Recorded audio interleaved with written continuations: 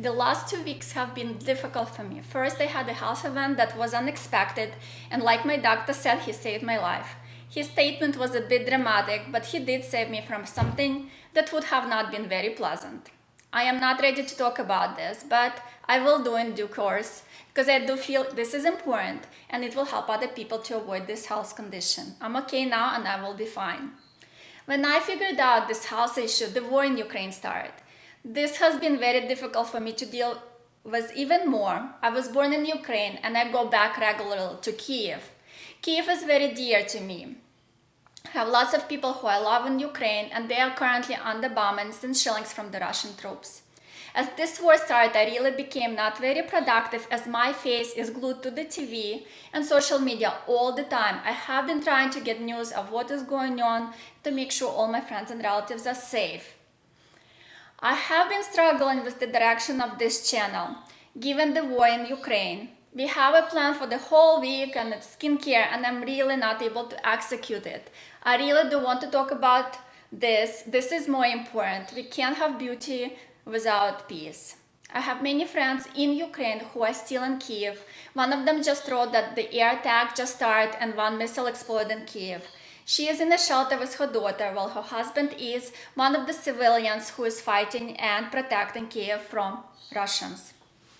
I have an elderly uncle who is bedridden with no family in Kyiv. His aide thankfully stayed with him. I was really worried she was going to leave. I don't know if he would survive without her. I really don't know what would happen. He's not able to go down to the shelter, so they're staying in their apartment. I'm worried sick that one of their bombs will get into his building. Everyone has food for now, but the stores do not have all necessities anymore. It's hard to miss, but the 40-mile-long Russian army convoy is near Kyiv, and that is being all over the TV. Ukrainians have been successful. None of the large cities have been taken by Russians. This really cannot go on for much longer. The suffering in Ukraine is not acceptable and needs to stop, and I really hope it stops soon. The suffering is everywhere, in each corner of Ukraine. People are fleeing to get outside of Ukraine, but it is really hard, with the trips taking days. It is not really safe to do either. The information about this war is everywhere. The protests are happening in every corner of the world. Millions of people came out in support of Ukraine. Even in Russia, there are massive protests. You need to understand that people in Russia do not have the same access to information as we do here. They are being fed the lies that Russian army is rescuing ethnically Russian people from Ukraine and there is genocide going on for Russian people. This is what is being told to them on TV. They also don't talk about Russian casualties, but currently there are over 5,000 Russian soldiers killed. There are currently reports that Russian soldiers on purpose damaged their own tanks so the tanks would stop and they would not go and fight. I really do hope this is true.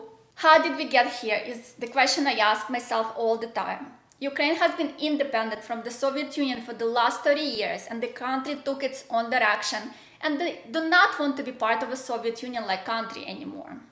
The government is democratically elected and the country has its right to choose their future for itself. Russia has absolutely no right to do what it's doing right now. Important thing to say is I respect Ukraine, I respect its people, and I respect the president of Ukraine, Vladimir Zelensky. Many of you know that he is a president with no prior political experience. His background is in acting. In 2018, he won the presidential election in a landslide election with 70% of people voting for him. The television series Servant of the People, where he played the role of a high school teacher who ran and got elected to be a president of Ukraine, came out in 2015. It is interesting how real life mimics what was portrayed in this series.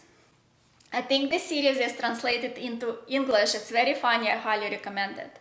President Zelensky had an offer to be taken out of Ukraine for his safety, but he decided to stay and to lead the country in its very difficult moment. He is amazing. All I can say, respect, respect, respect.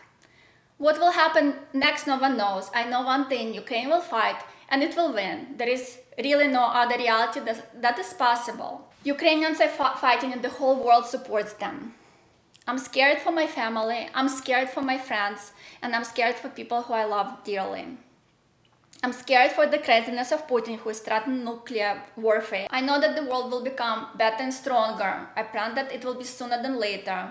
We already lost too many people to this war. People ask me how you can help. There are many charities that are available right now for donations. I donated through my local Chabad. Another way is to participate in protests in support of Ukraine. They are happening every day in every city of the world. Or you can just talk about what is going on in Ukraine and make other people aware. We are lucky here in the US. We get the truth, but people in Russia fed propaganda and do not know the extent of what is going on in Ukraine. This is very sad. Слава Україні! Я думаю і молюсь за всіх вас.